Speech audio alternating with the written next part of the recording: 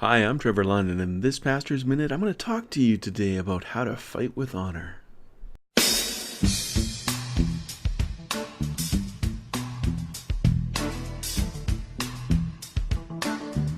Yeah, this was an acronym I came up with when I wrote the book, How to Judge Without Being a Jerk.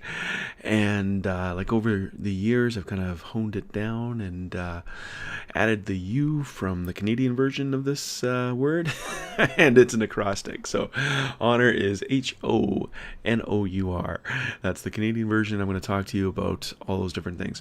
Now, the first tip here is to hone in on the topic at hand. When we're going to have disagreements in life, whether it's your spouse, whether it's your coworker, whether it's your friend, whether it's your pastor, whether it's the closer we are to people, the more disagreements we're going to have. Life is messy, and that's okay. It's good that life is messy because I care enough about the other that I'm going to see it through, right?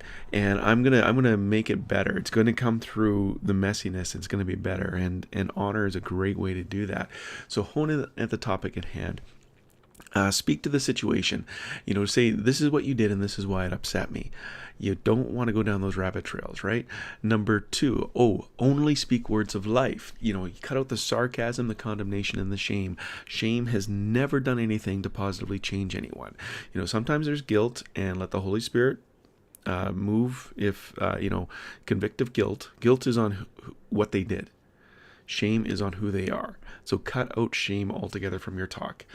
And name calling and labels are never to be returned. Even if they come at you and they throw all these labels and put you in a box, and don't do the same to them. Resorting to name calling and labels is the same as placing curses on people. Don't do it, even if they started it. You operate in the present. Avoid saying you always and you never, because you never always and you never never. Yeah, that makes sense. If you're physically present with a person, look at them in the eye and don't turn your back on them. Don't walk through the door. Don't walk out the door. Don't slam the doors and keep on talking. You operate there in the present, in the moment. Now the Canadian you understand the other. If you know how it feels, it goes a long way to resolving the conflict. Try to see it from their point of view. And when you do, things work out. And the final R is resolve the argument. It's okay to disagree. Allow them to be right and hold their own opinion. One verse that I absolutely live by is Paul says to the church in Philippi, if at some point you disagree, that too God's going to make clear to you. Only let's live up to what we've already attained. And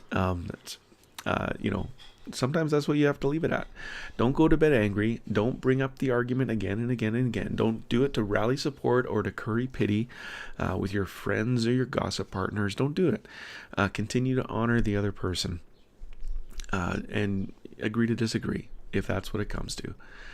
It is worth, you got to sometimes confront. Confrontation is not a bad thing. And the thing...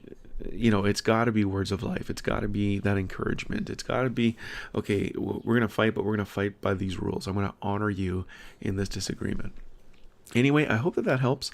I know you're going to have a chance to use it because I continually have chances to use it. And you know what? I don't have it always all right. Those of you who know me know I'm still working on this. Anyway, have fun with it, and let's keep in touch.